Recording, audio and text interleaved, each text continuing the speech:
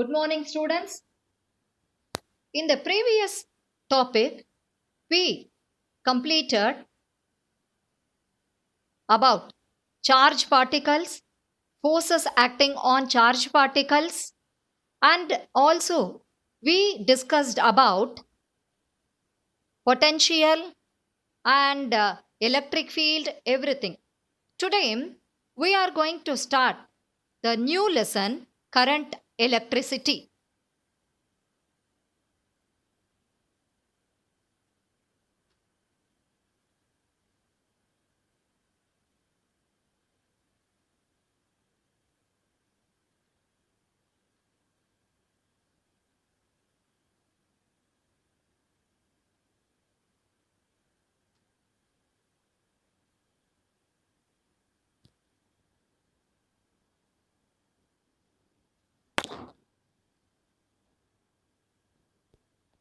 We are going to start current electricity.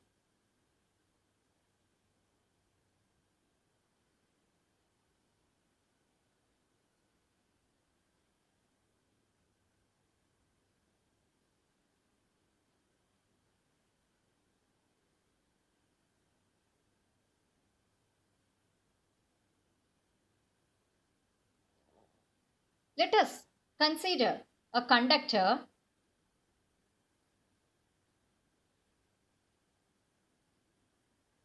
which is placed in external field. So now let us assume the conductor is placed in an external field. So here the conductor which consists of more number of free charge carriers or free electrons. Okay. So these are the charge carriers which are present inside the conductor. What will happen to these charge carriers or free electrons when it is placed in an external electric field? These free electrons will start accelerating and also they move with particular velocity. Okay, so this is the direction of electric field, and the electrons present inside the conductor, they start accelerating and also they move with particular velocity, which means the electrons are moving inside the conductor. Okay, the electrons they start move inside the conductor. Okay, now we all of us are familiar with the very important quantity which is electric current. Okay, the current. What is electric current? Whenever the electrons moves, they constitute a electric current. That is moving charges. They constitute electric current. I hope you all of you have studied this in your 10th standard, right? The moving charges inside the conductor which constitute electric current. So now let us see how can we calculate the strength of the electric current also. Okay, now what is this electric current? That is in any conductor, the number of electric charge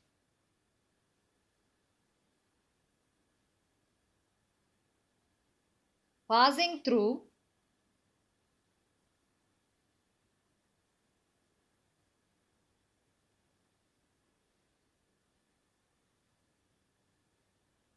a cross section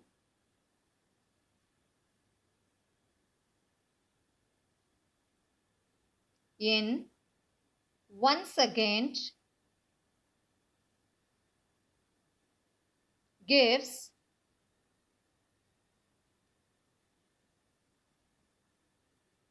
strength of electric current. In any conductor, the number of electric charges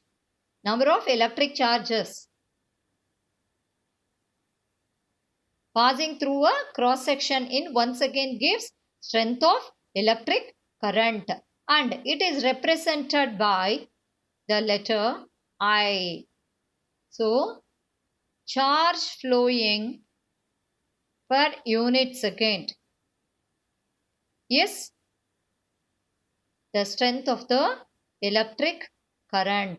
Okay, and let us assume if the charge is 1 coulomb and the time is 1 second, then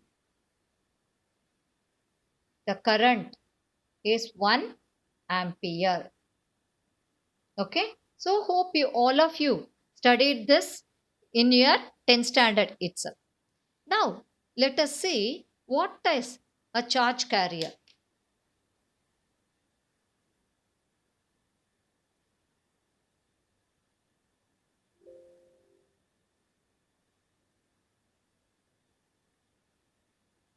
See, for metals, the charge carriers are electrons. Okay, for metals, charge carriers are charge carriers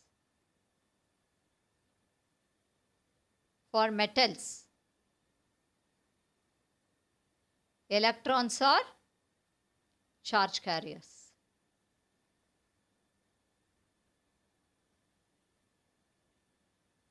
And for liquids, what are charge carriers? Positive and negative ions are charge carriers. And for semiconductors,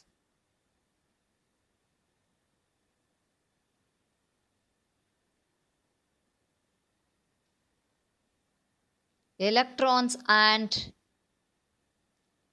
holes. Okay, so these are the charge carriers. For metals, electrons. For liquids, that is in electrolytic cells, positive and negative ions are charge carriers, and similarly for semiconductors, electrons and holes are charge carriers. Now we are going to discuss the fundamental quantity which is essential for this lesson is thermal velocity and drift velocity. Let us start with thermal velocity. Okay, so thermal velocity.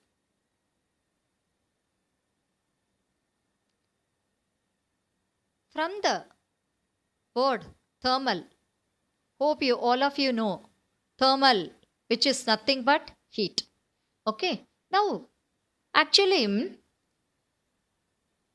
in nature, all the bodies, they are electrically neutral. They don't have excess positive or negative charge. Okay, naturally every body, even if you take a pen or pencil or anything, any conductor or anything, whatever it is, naturally they are their net charge is zero. Okay, but we know that the conductors, they have more number of free electrons. So how these conductors, they have more number of free electrons, how do they have excess charge? Normally, at very low temperature, that is we are going to consider the low temperature. That is low temperature means we can take 0 degree, that is 0 Kelvin. Okay, so 0 Kelvin, if you write 0 Kelvin, what is in degree Celsius? It is 273 degree Celsius. So this is the very low temperature, right? So when we assume at 0 Kelvin, so now let us assume any metal. Either we will take aluminium or copper or silver, whatever it is. So now let us assume here we have positive charges, that is, and the electrons will be revolving around the nucleus. And in aluminium, we can see that the valency of aluminum is 3, and for copper it is 2, and for silver it is only 1. And these electrons will be revolving around the nucleus. But when the temperature is increased from 0 Kelvin to that is, we are going to at room temperature. Normally the room temperature we can also take that is 27 degree Celsius normal temperature. Okay, so 27 degree Celsius means the it can be expressed in Kelvin as 300 Kelvin. So look at this temperature difference, 0 Kelvin to 300 Kelvin. Okay, so definitely the electrons which are present around the nucleus, which are revolving around the nucleus at 27 degree Celsius, they gain some energy. Okay, when they gain energy, what will happen? See, initially this is here the net charge is 0. Okay, here in this condition the net charge is 0. But once if they gain energy, these electrons which are present here, because of the heat, they gain some energy. That energy, let us take, it is equal to half mv square. So because of this energy, their velocity also increases and they get speed up. So at a certain stage they will be free.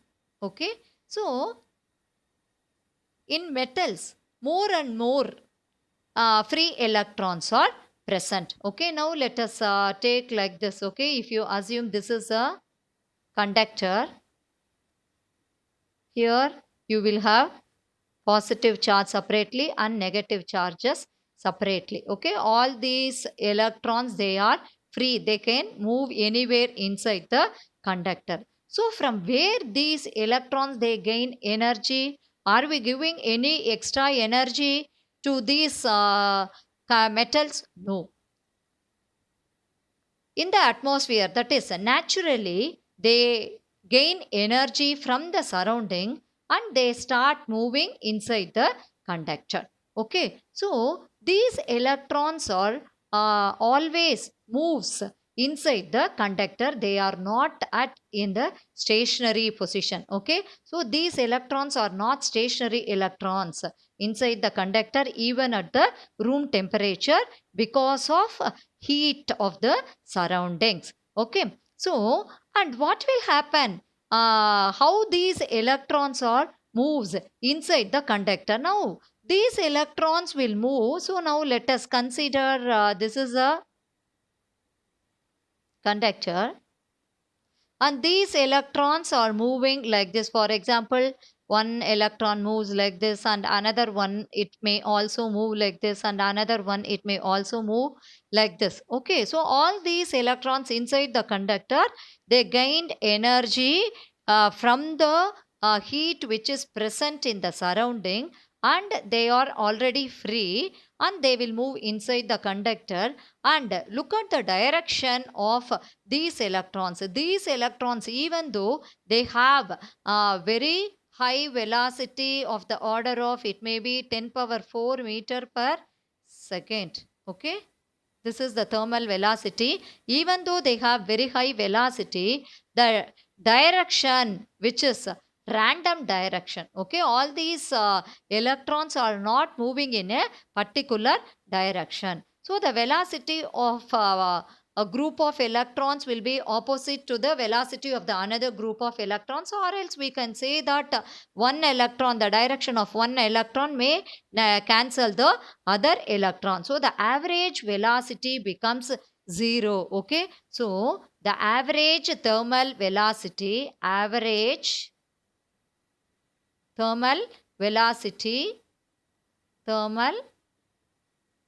velocity is 0. Okay, so this thermal velocity is not responsible for current. Okay, so this thermal velocity is not responsible for current.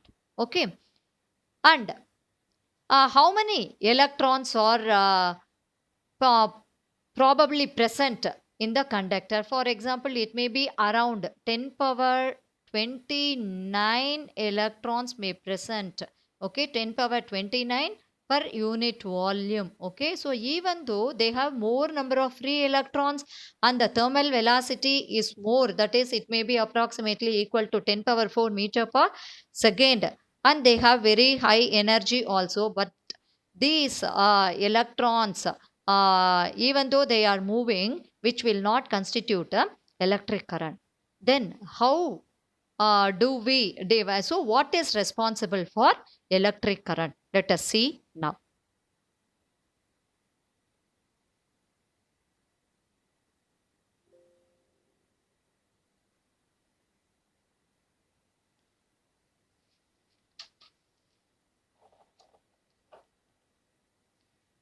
So because of the thermal velocity inside the conductor, the electrons are moving in a zigzag path. Okay, so now we are going to place the conductor in the external field. Okay, so now this is the way we are going to place the conductor inside the electric field. So here we have positive charge and here we have negative charge, and this is the direction of the electric field. Okay, so now let us consider, because of the thermal velocity, the electrons are moving like this. Okay, and this is the direction. So let us mark it as this is due to thermal velocity, and this is due to thermal velocity, and this is due to thermal velocity. Okay, so but as soon as we place the conductor in an external electric field, what will happen? We'll see now. The electrons gets drifted from its position, or else you can also say that they deviate. Okay, so this is the direction of the electron. See, look at the direction in which it is moving, because the electrons, since they carry what charge? Negative charge, and it experiences a force. We know that what is a force experienced by the electron? You can write it as Q into E. Okay, actually here what do we have? The charge of the electron is minus, so we can also write minus QE. So when we place the conductor inside the electric field, the electrons experiences a force and they gets drifted towards the positive charges. Okay, and similarly this electron which gets drifted like this. Okay, and similarly here this electron which will also be drifted like this. Okay, so now the electrons are drifted towards the positive terminal, and this velocity is known as drift velocity. Okay, so from its original position, now they get drifted in the particular direction. Okay, what is the average of this drift velocity? Will it be 0 or they have some value? Yes, definitely the drift velocity which has got some value. The average drift velocity of all the electrons is not equal to 0. So the average drift velocity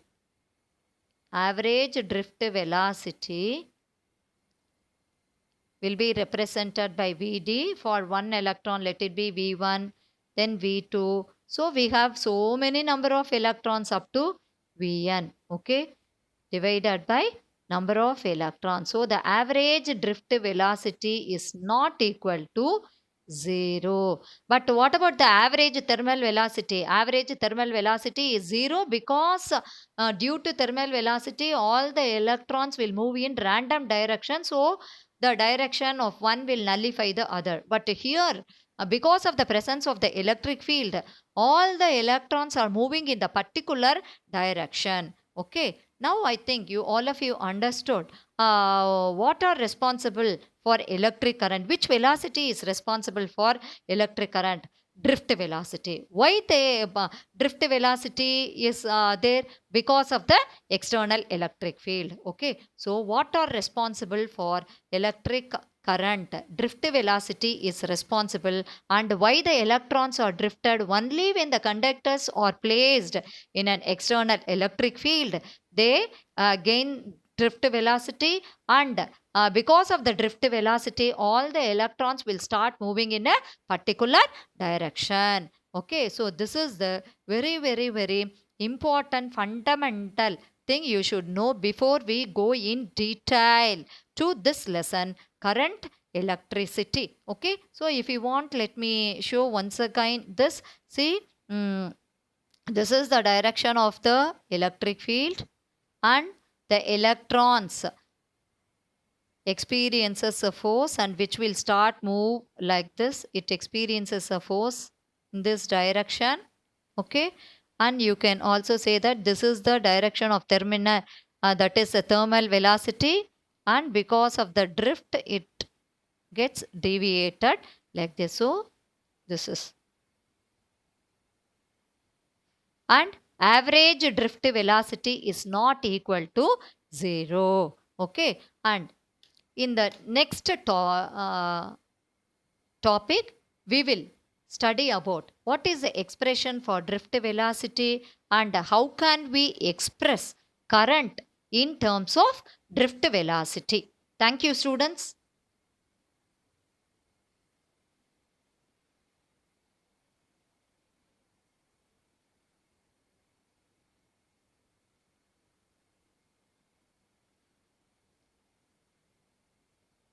So tomorrow we will discuss about expression for drift velocity and also